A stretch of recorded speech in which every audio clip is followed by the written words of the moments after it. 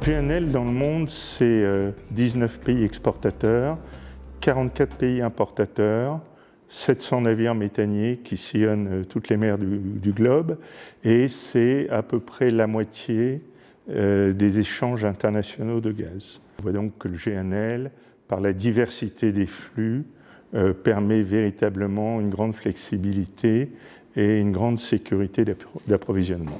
Le marché du GNL est tendu, et je dirais même avant et indépendamment de la crise ukrainienne. On se souvient que dès l'automne 2021, les prix avaient déjà fortement augmenté.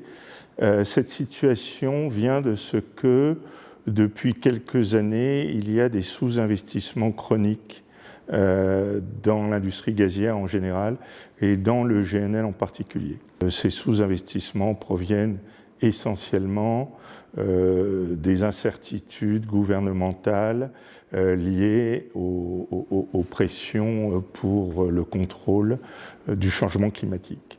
Et donc tout le paradoxe, c'est de comprendre qu'on peut aller vers un monde plus propre et décarboné sans pour autant cesser instantanément les investissements dans le gaz pour faire face d'une part à la croissance de la demande dans des pays qui aujourd'hui ont un standard de vie inférieur au nôtre, je pense à l'Afrique, je pense à certains pays d'Asie, mais également pour substituer le gaz à des énergies plus polluantes comme le charbon et la biomasse. Donc même en ayant cet objectif d'aller vers le net zéro, nous avons besoin de continuer à investir dans la chaîne gazière en général et dans la chaîne GNL en particulier. On avait donc une situation difficile sur le plan des prix qui se traduisait d'une part par une augmentation des prix et d'autre part par une augmentation de la volatilité. Et bien évidemment, la crise ukrainienne n'a fait qu'amplifier ce phénomène.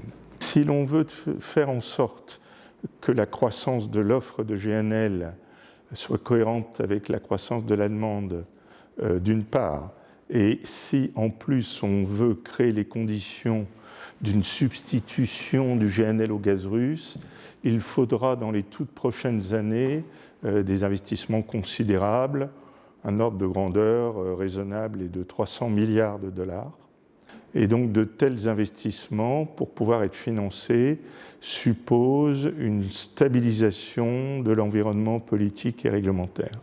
On ne pourra pas financer de tels investissements si les opérateurs, si les banques ont des incertitudes sur la durée d'amortissement.